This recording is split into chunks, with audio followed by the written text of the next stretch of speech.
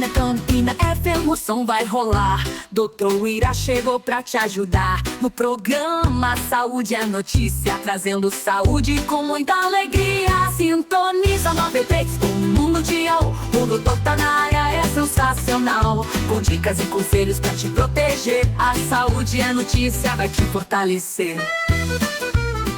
Boa tarde, Silas. Boa tarde, Pedro Pereira. Boa tarde, Lenildo, onde quer que esteja, né? Aqui no plano em Campina Grande, né? Plano terreno. Plano terreno. Boa tarde especial a todos vocês, rádio ouvintes da Campina FM, Rebeca Cury, doutora Isabela Donato, Edilane, que está aí ouvindo, Edivânia, o pessoal que está entrando na live, no meu Instagram, @DRIrapb, você que está aí nas ondas da Campina FM, no seu trabalho, indo deixar menino na escola, voltando para casa de um turno de trabalho, enfim, todo mundo que está aí nessa audiência mais qualificada do horário.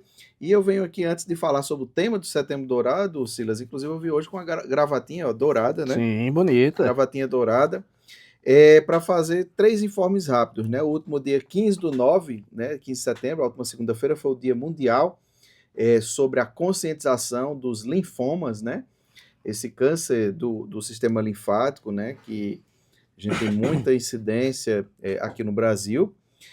Nós tivemos no último sábado um dos maiores mutirões, eu acho que o maior mutirão já ocorrido nos hospitais federais da rede SUS, os hospitais da rede EBSER, e o nosso Hospital Universitário Alcides Carneiro participou, com mais de 350 atendimentos realizados. Só eu, Silas e ouvintes, eu fiz 8 cirurgias, né, no último sábado, no centro cirúrgico do HUAC, fiquei lá, saí quase 8 horas da noite do hospital, mas graças a Deus deu tudo certo. Agradecer a toda a equipe de apoio, os anestesistas, a equipe de enfermagem, os técnicos de enfermagem, estudantes, os médicos residentes que participaram aí do intento, toda a equipe médica assistencial, a equipe do administrativo, do HU, enfim, que tornou isso possível, né? Esse grande mutirão que nós tivemos no último sábado aqui no HUAC, que faz parte da rede EBSER, 45 hospitais federais no Brasil, que fizeram esse dia de mutirão com mais de 20 mil atendimentos pelo país todo.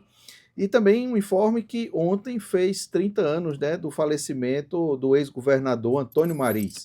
Antônio Mariz faleceu no dia 16 de setembro de 1995, uma data relevante de lembrar pelo grande homem que ele foi, íntegro, honesto, decente. Ele mostrou que dá para fazer política com decência. Naquela época, enfim, ele deixou um grande legado e um grande exemplo, apesar de ter ficado pouco tempo no governo do estado da Paraíba, né? Antônio Mariz, ele não ficou nem 2 anos, né? Ele já assumiu o mandato, né, para quem sabe da história, com uma doença grave e enfrentou o mandato fazendo tratamento nessa parte inicial. E eu estava vendo aqui umas imagens do velório dele. Tem até o vice-presidente da República da época veio aqui para o velório, né, que era o Marco Maciel. Vários governadores do Nordeste também vieram, e todos os políticos na época do PMDB. E ontem também o senador veneziano fez uma menção especial no Senado aos 30 anos do falecimento do ex-governador Antônio Mariz, que é parente da minha mãe. Tá? Tem um parentesco com minha mãe e é próximo.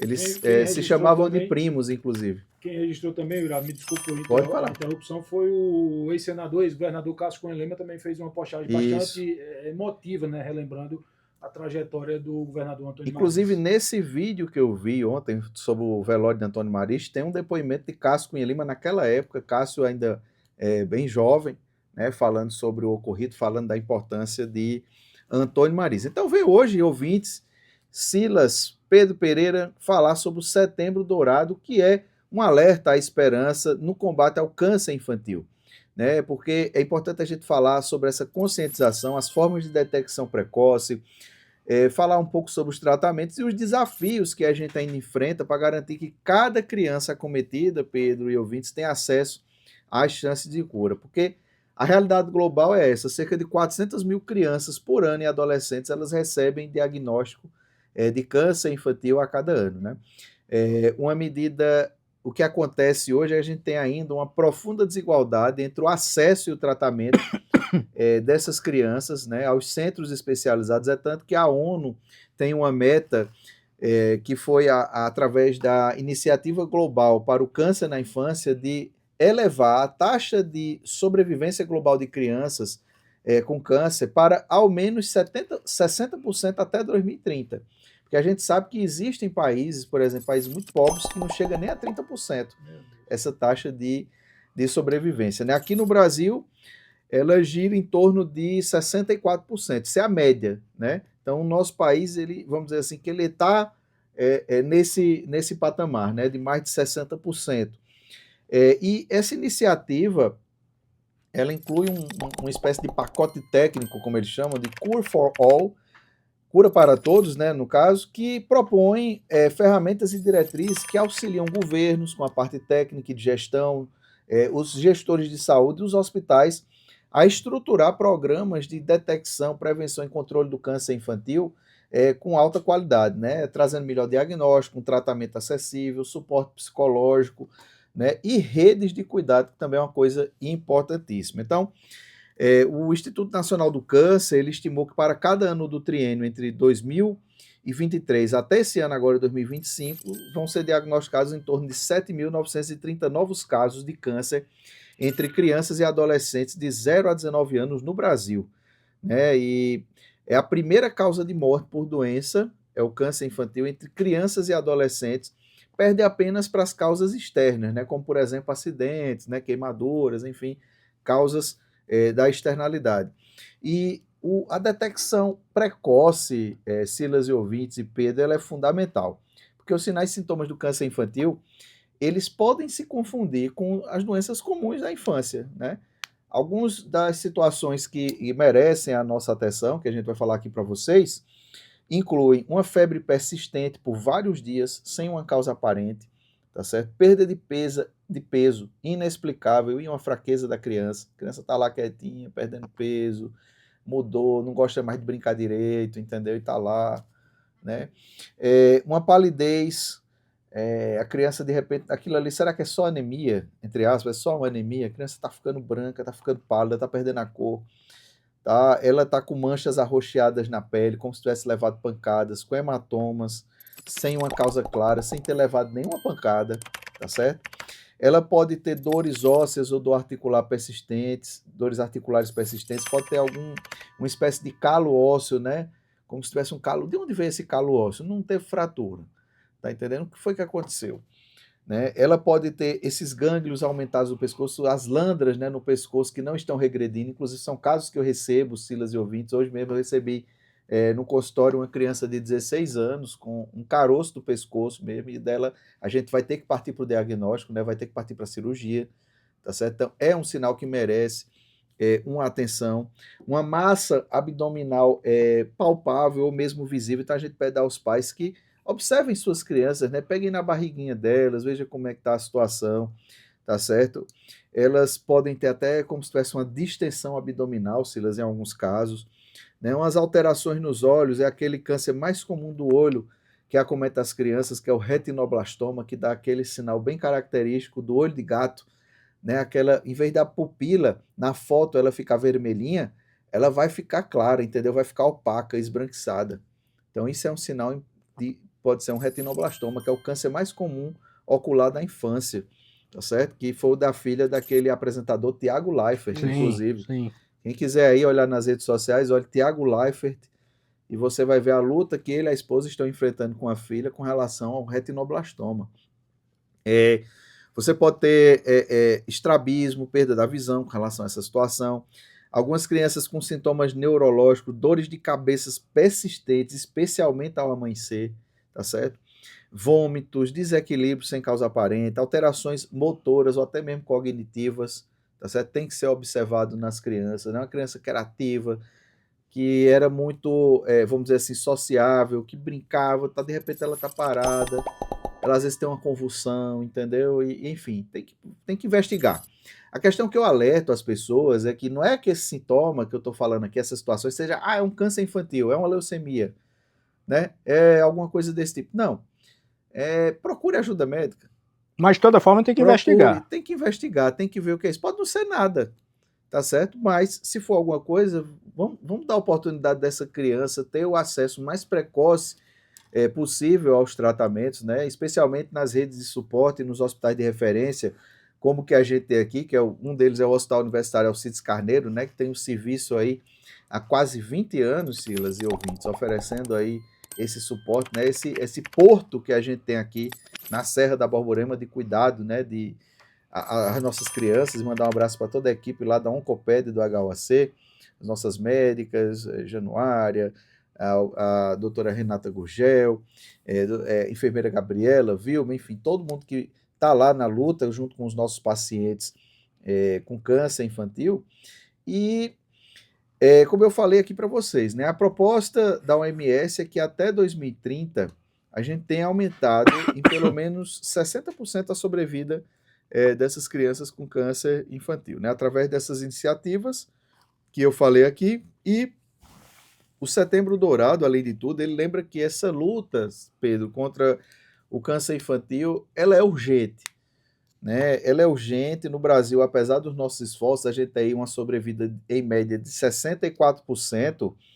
Essa ampliação no diagnóstico precoce, especialmente nas regiões mais remotas do país, ela é extremamente necessária, tá certo? A gente tem que ter equidade no acesso ao tratamento, ou seja, tem que ter centros especializados, medicamentos, profissionais capacitados, que é também uma situação urgente, a gente ter profissionais capacitados, né, para estar no atendimento, no suporte a essas crianças. Formar um oncologista pediátrico, vamos dizer assim, não é fácil, não é uma formação simples, tá certo? E no HUAC a gente também tem uma residência de oncologia pediátrica, né? Quem não sabe, nós temos residência, formamos ano passado o nosso primeiro oncologista pediátrico, que é o Matheus, doutor Matheus, e ele está lá com a gente, né? Passou no concurso e está trabalhando conosco lá na Oncoped do HUAC. Ele já foi incorporado, para você ter ideia, ele mal saiu da residência, já foi incorporado ao serviço. Esses profissionais são escassos, né? Os que são especialistas em oncologia pediátrica. Pediatria, na verdade, é uma especialidade bem escassa. Pediatria está uma especialidade escassa, né? De uma forma geral. Você imagina um oncopediatra, que é um pediatra especializado na parte oncológica, né? Então a gente também precisa de políticas públicas que assegurem cuidados continuados, suporte social e psicológico para crianças e também para suas famílias, tá certo? A gente não pode esquecer as famílias. Eu já conversei com pais dessas crianças lá na ala da oncopediatria, e realmente as pessoas param a vida delas, entendeu? Em prol daquilo ali, da melhora daquela criança, entendeu? Às vezes são contextos sociais bem difíceis, tá certo? Conheço gente que vendeu tudo para poder estar ali e junto com a criança naquele momento do tratamento, sabe? Então é impressionante, né? Os cenários que a gente vê de desafio dessas pessoas. A gente tem que fortalecer os sistemas de informação para monitorizar a incidência, a sobrevida, atrasos de diagnóstico e também a questão de abandono de tratamento, que às vezes também existe, viu? Esses contextos a gente faz. Então, quando a gente junta a sociedade, a ciência e o Estado, né? Que o Estado serve para isso, né? Dar esse apoio aos menos favorecidos, procurar dar equidade. Quando a gente faz essa união em torno desses objetivos, Silas e ouvintes e Pedro, há uma esperança real de que até 2030, muitos desses casos eles vão ser resolvidos com mais sucesso, com menos sofrimento e com muitas vidas salvas, tá certo? Porque o Setembro Dourado, assim, a gente encara que ele deve ser muito mais do que uma ação só de informação, uma ação, uma campanha, um mês com uma cor, entendeu? Ele deve ser uma ação transformadora. Então, fica aí o alerta aos pais de crianças, né? Observem os sinais de seus filhos, as situações, e na presença de algumas dessas coisas que nós falamos aqui, leve o seu filho a um atendimento médico, para ter um suporte, para poder ter um diagnóstico precoce, ou mesmo para descartar, né? Na maioria das vezes, vai descartar essas situações, vai ser alguma outra coisa, né? Vai ter tratamento, e também, se for um câncer infantil, também vai ter tratamento, né? Ira, existe algum tipo de câncer que tem uma incidência maior em crianças, ou que existe, digamos assim, uma predisposição maior a que apareçam esses tipos determinados de câncer no público infantil? Nós vamos ter aí principalmente as leucemias, né? As leucemias são os mais prevalentes, né? Nós vamos ter os tumores cerebrais também, né? Os linfomas, o retinoblastoma, que é o câncer ocular mais comum, tumores ósseos, né?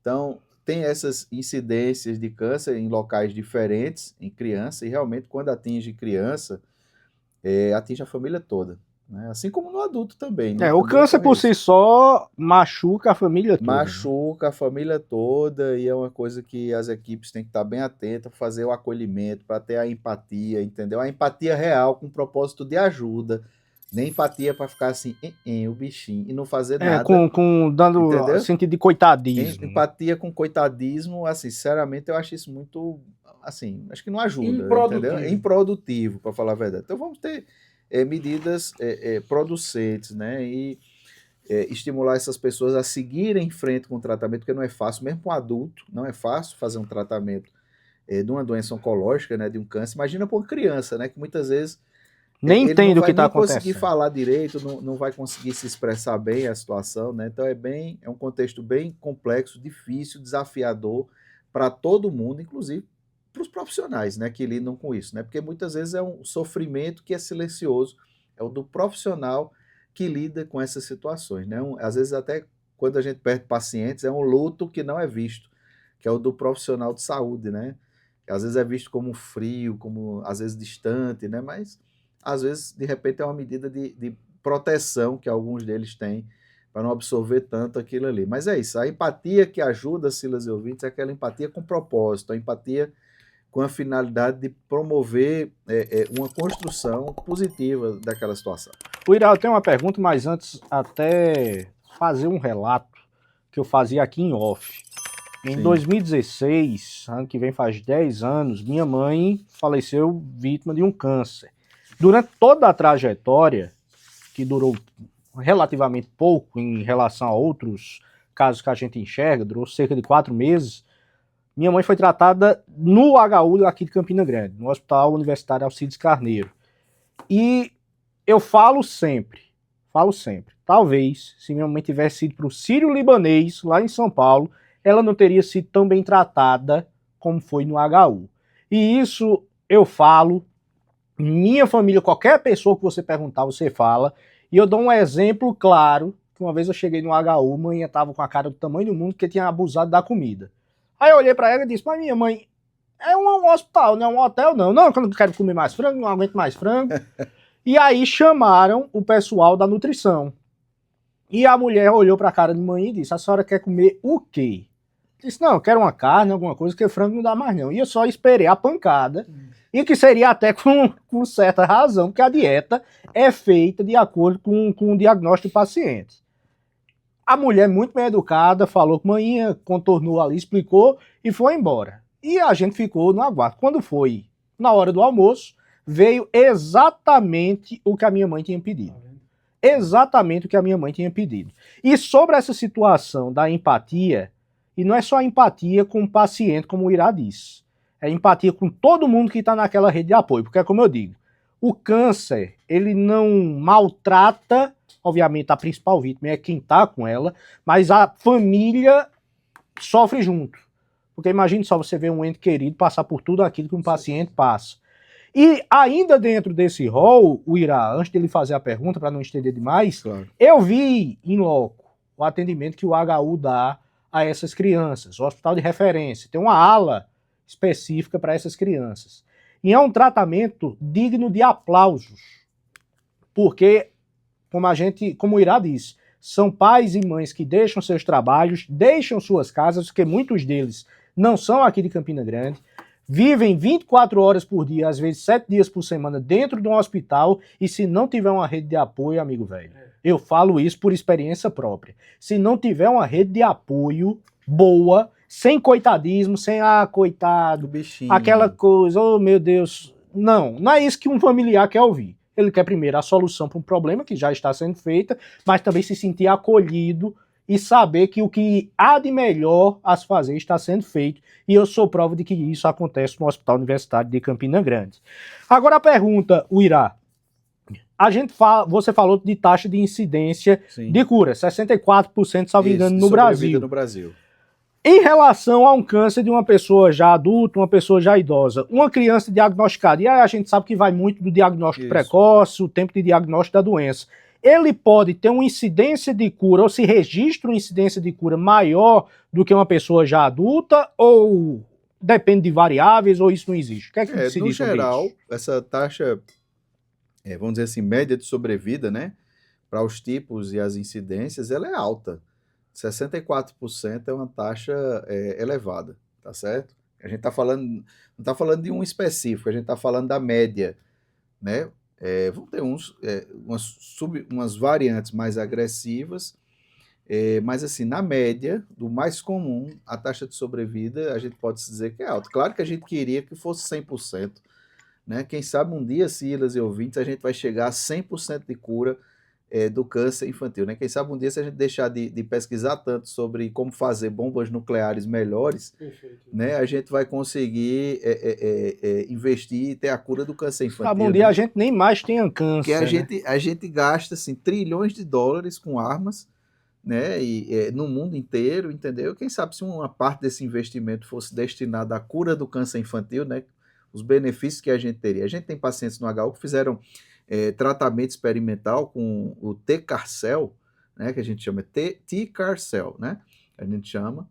E pacientes que estavam sem esperança, com leucemias recidivantes, sabe, Silas e ouvintes? E esse paciente está bem, esse paciente está até no Instagram do HUAC, se você quiser pesquisar aí, né? O Instagram do HUAC é uma coisa assim impressionante, né? Como tem as atividades lá do hospital.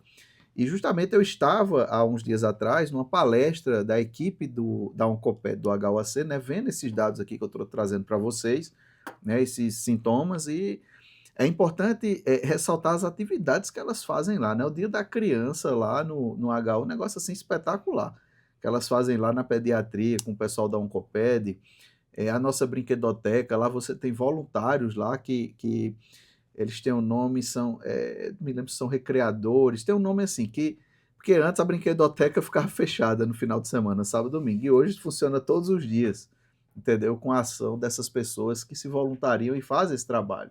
Ô, Irá, né? me permita mais uma vez lhe interromper, Pode, mas só claro, para não perder essa linha sempre. de raciocínio. Essa questão de voluntariado, Irá, para você que vive realidades de tratamento e combate ao câncer, você vivencia isso no seu dia a dia, no seu consultório, no hospital da FAP, no hospital Sim. universitário.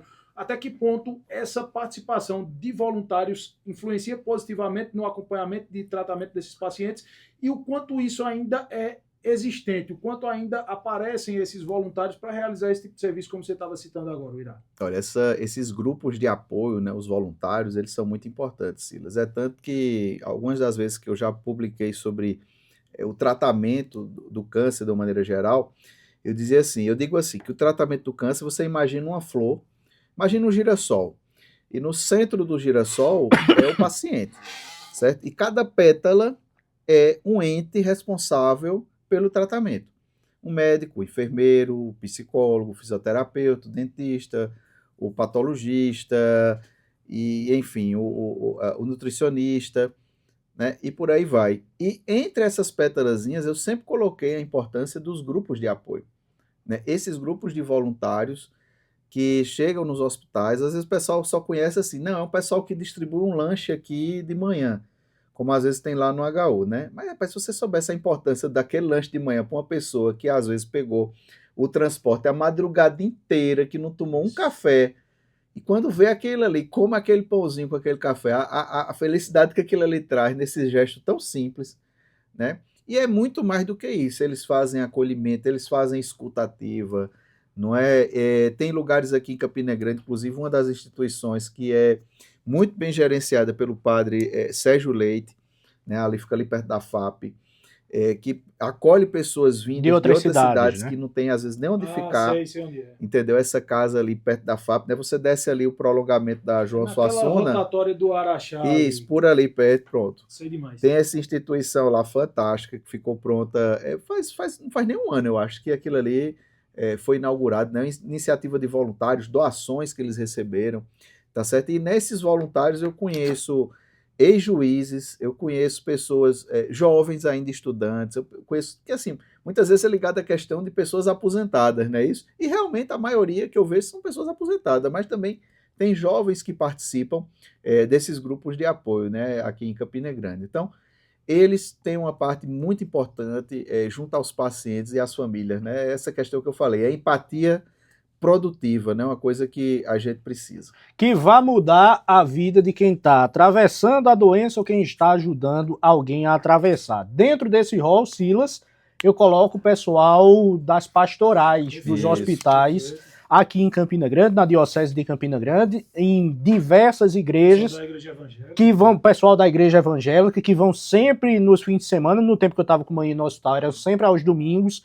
levar a palavra de Deus. Que eu vou lhe dizer uma coisa, quem está passando por um mar atribulado desse, se não tiver o apoio da fé e de nosso Senhor Jesus Cristo, pesa, a cruz O pesa peso é demais. muito grande. Viu? Já é grande, né? Mas imagina sem isso. É como manhã dizia, uma vez manhã me disse, só pra gente encerrar, se com Deus está difícil, meu filho, sem Deus é impossível. Viu? Sabe as palavras da sua mãe, que Demais. Deus a tem onde ela estiver. Justamente. Doutor Irá, o tema é muito palpitante, o desdobramento dos temas relacionados ao tema central que o senhor traz hoje também são diversos. A gente poderia passar o resto do dia aqui conversando, que não Vamos faltaria embora. assunto, mas infelizmente nosso tempo está completamente estourado. É bom, Irá, porque fica já a brecha para na próxima semana a gente dar continuidade com mais um tema desse tipo, que sempre instiga a nossa audiência, instiga também os nossos questionamentos, e é sempre uma conversa muito boa. Satisfação. Um abraço a todos que estão aí na audiência e até o próximo programa, se Deus quiser. Um beijo, Débora, Lucas, Davi e Pedro. Na Campina FM o som vai rolar. Doutor Irá chegou pra te ajudar. No programa Saúde é Notícia, trazendo saúde com muita alegria. Sintoniza 93 com o Mundo Mundial. O doutor tá na área, é sensacional. Com dicas e conselhos pra te proteger. A saúde é notícia, vai te fortalecer.